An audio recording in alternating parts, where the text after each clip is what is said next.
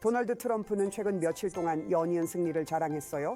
그는 많은 일을 하고 있지만 의회는 아무것도 못하고 옆에서 지켜보는 것처럼 보여요. 대중은 현재 의회를 그렇게 보고 있어요. 이에 대한 당신의 반응은 무엇인가요? 대중이 보는 방식이에요. 맞아요. 공화당이 주도하는 의회는 사실상 아무것도 안 하고 있어요. 우리는 냉장고 규제를 완화하는 법안을 만들고 있습니다. 지금 우리가 투표하는 게 그런 것들이에요. 사실 대중은 우리가 관세 정책에 대해 의견을 원할 것 같아요. 제 말은 트럼프가 문제 해결에 많은 공로를 인정받지 못한다고 생각해요. 제 4살 아이가 문제 해결하면 칭찬받지만 대통령은 그렇지 않죠. 우리가 실제로 얻는 게 뭔가요?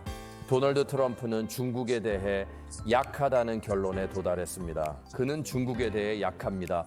오랜 시간 동안 그랬습니다. 중국 국민들과는 문제가 없지만 중국 공산당이 우리의 아이디어와 사업을 훔치는 것은 싫습니다. 저는 그들이 대만과 전쟁을 시작하려고 할 때가 싫습니다. 정권에 반대하는 사람들을 사라지게 할 때도 싫습니다. 아마도 트럼프가 시진핑과의 동지애를 찾는 것이 이런 점에서일지도 모르겠네요. 마치 블라디미르 푸틴과의 브로맨스처럼요.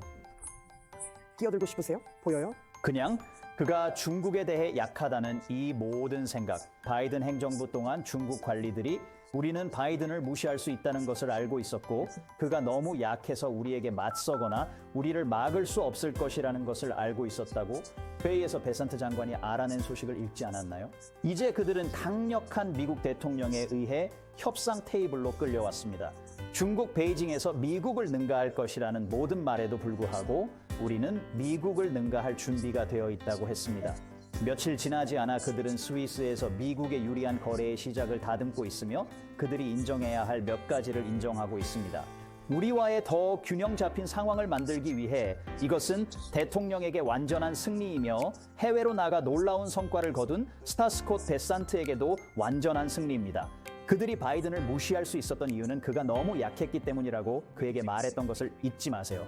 내러티브의 조 바이든을 끌어들이면 당신은 지고 있다는 걸 아는 겁니다. 제가 한 말이 아니에요. 중국이 말했어요. 그들은 지고 있어요. 저도 동의해요. 중국이 지고 있어요. 그게 현실이에요. 그들이 그 문제를 말했어요. 아니요, 현실은 당신이 요점을 말해야 할 때 그들이 바이든에게 문제를 제기한 거예요. 아니요, 접니다. 지금 상황은 당신에게 불리해요. 당신이 이 분야 전문가시니까요. 제 말은 나중에 할게요. 죄송하지만 이와 관련하여 빠르게 질문 하나 드리고 싶습니다. 보통 도널드 트럼프가 중국에 30% 관세를 부과하겠다고 시작했다면 시장이 아마도 크게 동요했을 것입니다. 재해.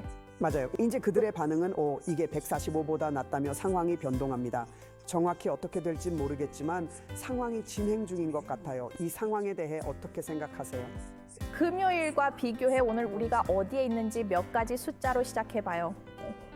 오늘날 우리나라의 실질 관세율은 17%입니다. 제가 운영하는 예일대학의 예산연구소에서 이 거래를 포함한 수치를 계산했습니다. 트럼프 대통령이 1월에 취임했을 때 실질 관세율은 2.5%였습니다. 케빈이 맞습니다. 이것들은 소비세입니다. 저소득층과 중산층 사람들이 이 관세로 인해 가격이 인상되는 것을 겪게 될 것이며 평균적으로 한 가정당 2,800의 가격 인상이 있을 것입니다. 중국에 대한 30%의 관세는 145%보다는 낮지만 여전히 매우 높습니다. 그리고 그것들은 미국 사람들이 사는 거의 모든 것에 대해 높습니다. 그래서 만약 이것이 앞으로 무역 거래의 틀이 된다면 상황이 그리 잘 진행되고 있지 않다고 생각해요. 하지만 시작된 무역 전쟁의 관점에서 보면 스콧의 의견에 동의하고 싶습니다. 저는 베스 장관에게 꽤 많은 공로를 인정해야 한다고 생각해요. 그는 우리가 지속 가능하지 않은 위치에 있다는 걸 이해하고 후퇴를 시도했어요. 하지만 그 후퇴에서 행정부가 무언가를 얻었다고 말하는 건 실수입니다. 케빈, 당신이 말한 것 중 많은 것이 소문과 추측이라고 생각해요. 이 거래의 결과로 IP나 법원 접근에 대한 이야기는 전혀 듣지 못했습니다. 저도 이 자리에서 중국이 가장 큰 국가안보 위협이라 강경 대응해야 한다고 말한 기억이 납니다. 이번 협정이 우리나라 보호에 어떻게 유리한지 모르겠어요. 결론적으로 관세가 부과됐지만 더 잘 부과됐어야 했습니다. 이것이 첫 중단은 아닙니다. 중단 이유는 헤드라인이 트럼프에게 불리했기 때문입니다. 백악관 내부자가 우리 기자들에게 전한 바에 따르면 그는 보도가 마음에 들지 않았고 선반에 음식이 없고 사람들이 10개 사고 싶어도 2개밖에 못 사는 상황을 걱정했습니다. 그래서 그는 뭔가 해야 했습니다.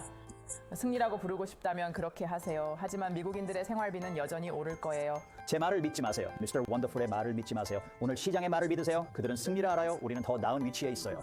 하지만 그들은 우리가 그렇게 해야 했다는 것을 알고 있습니다.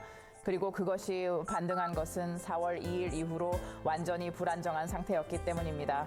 우리가 있던 곳에서 우리는 더 나쁜 상황에 있습니다. 시장은 오늘 더 나쁩니다. 그 차트는 유용해요. 시장은 취임식 날보다 오늘 더 나쁜 상태입니다. 그래서 시장이 날짜를 정할 건가요? 4월 1일에 우리는 어디에 있었죠? 전년 대비 어땠나요?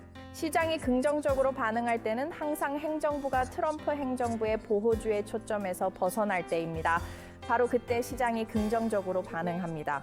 우리가 선호하지 않는 점은 이 행정부가 다른 어떤 행정부도 시도하지 않았던 것을 실행한다는 것입니다.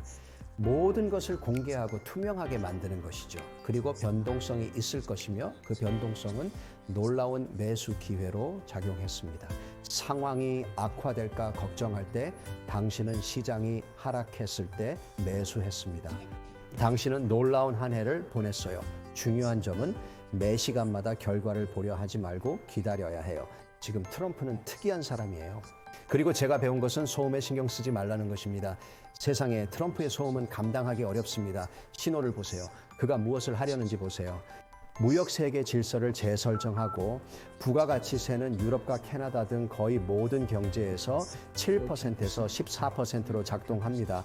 이는 우리가 대중적으로 시행할 수 없는 소비세입니다. 이게 관세 형태로 오고 있으며 지속될 것 같습니다. 몰튼 의원님을 이 자리에 모셔서 예일 예산연구소에서 들으신 수치에 대해 이야기하고 싶습니다. 만약 미국인들이 가격 인하를 원해서 도널드 트럼프에게 투표했는데 예일 예산연구소가 제시한 가격이 월별 또는 연간 22,000달러 이상 더 지불해야 하는 것이라면 이것이 과연 가치가 있는 것인가요? 아직 그 수준에 도달하지 않았지만 상승 중입니다. 케빈의 의견에 동의해요. 하락장에서 매수했다면 정말 좋습니다. 저도 동의해요. 주식시장 반등은 좋아요. 하지만 저는 이게 노동자들에 관한 것이라 생각했어요. 가격 인에 관한 것이라 생각했어요. 해병대 동료였던 친구가 지금 헤지펀드 매니저로 일해요. 그는 이 상황을 아주 좋아해요. 그는 변동성을 좋아해요. 그걸로 돈을 많이 벌고 있어요. 미국 공장으로 일자리가 돌아오는 건 못 봤어요. 미국 가정의 물가가 나아지는 것도 못 봤어요. 트럼프가 잘한다고 말하는 사람들에게는 오히려 반대인 것 같아요. 왜요? 대부분 사람들이 졸업장을 가지면 떨어질 때 돈을 더 잃어요. 여유 자금이 없어요. 저는 소시지 만들어지는 과정은 괜찮지만 결국 소시지가 있고 그걸 실제로 살 수 있길 바라요.